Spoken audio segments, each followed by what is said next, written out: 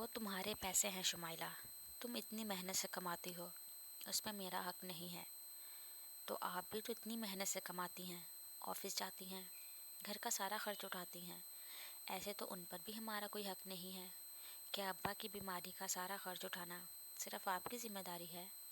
آخر کو میں بھی اس گھر کی بیٹی ہوں، وہ میرے بھی ابا ہیں، ان کی خدمت اتنی ہی مجھ پر بھی فرض ہے جتنی آپ پر۔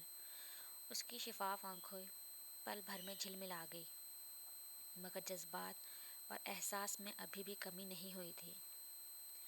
چھوٹے بڑوں کے لیے ہمیشہ چھوٹے رہتے ہیں، کبھی بڑے نہیں ہوتے، کم از کم ہمارے معاشرے میں تو یہی ہوتا ہے۔ اپنا دکھ بیان کرنے کے بعد وہ خاموشی سے آنکھیں موند کر بیڈ پر لیٹ گئی اور انائزہ اس کی معصوم سی باتوں پر ہولے سے مسکرا دی، اور پھر وہ بک ریک کی جانب واپس بڑھی۔ ایک بار پھر وہ کتابیں سیٹ کرنے لگی۔ کتنے ماہ ہو گئے تھے اس نے بک ریک کو ہاتھ تک نہیں لگایا تھا۔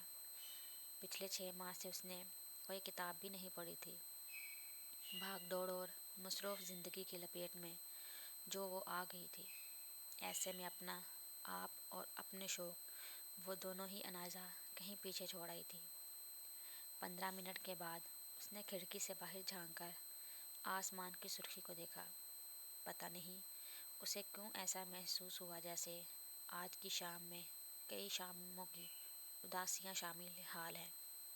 وہ سامنے رکھے اسی ٹیبل کی طرف بڑھی جس پر ابھی کچھ دیر قبل شمائلہ نے بکے رکھا تھا۔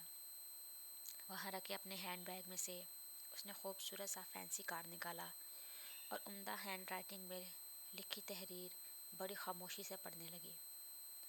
غلط فیصلوں کا ادراک اگر وقت پہ ہو جائے تو انہیں وقت پہ ہی سدھار لینا چاہیے۔ مانا کہ کامیاب ہوا نہیں کرتے، پل پل میں فیصلہ بدلنے والے، مگر کسی کی زندگی میں اندھیر کرنے سے میں نے لاکھ بہتر جانا اپنا فیصلہ بدلنا۔ کار کو جھٹکے سے بند کر دی، وہ اندر ہی اندر تلملانے لگی۔ ان لفظوں نے اس پر کوئی اثر نہیں کیا تھا۔ وہ ساری دنیا پر اعتبار کر سکتی تھی، مگر بسام حیدر پر نہیں۔ سوال ہی پیدا نہیں ہوتا۔ میں نے کبھی نہیں سوچا تھا کہ مردوں کی چوائس کیسے بدلتے موسموں کی طرح بدلتی ہے۔ تلخی سے سوچتے ہوئے اس نے ہونٹ چبائے۔ بڑی بے رحمی سے خوبصورت اور مہنگے کارڈ کو پھاڑ کر اس نے ڈسٹ بن میں پھینک دیا۔ بسام حیدر کے معاملے میں رحم کرنے کے بارے میں تو وہ خواہ میں بھی نہیں سوچ سکتی تھی۔ آج اتوار تھا، بظاہر تو اس کی چھٹی کا دن تھا، مگر حقیقتاً کاموں کا ایک انبار تھا جو اسے بیک وقت انجام دینے تھے۔ صبح ہی تیار ہو کر وہ امی کے ساتھ ہسپتال گئی تھی، ابا کی خیریت معلوم کرنے۔ چچا وہیں پر تھے اور رات کو بھی وہیں پر ان کے ساتھ رکے تھے۔ چچا سے ملنے کے بعد وہ سب سے پہلے ابا کی کنڈیشن پوچھنے کے لیے ڈاکٹر فاروق حسن کے پاس آئی تھی۔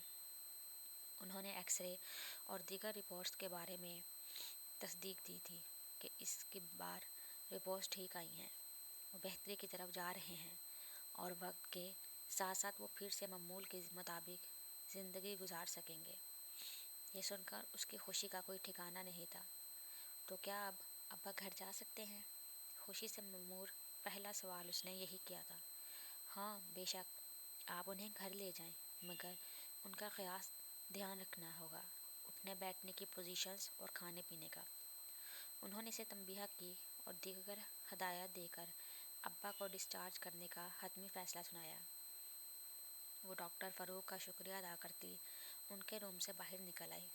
کوریڈور سے گزرتے ہوئے اس کی نگاہ دفتراً کسی شخص پر پڑی جو سامنے ریسیپشن پہ کھڑا ریسیپشنسٹ سے محو گفتگو تھا۔ پشت دیکھ کر اسے جس انسان کا شک ہوا تھا، مڑتے ہوئے وہ یقین میں بدل گیا۔ یہ وہی تھا بسام حیدر، جس کے نام اور کام دونوں سے ہی اسے چڑ تھی۔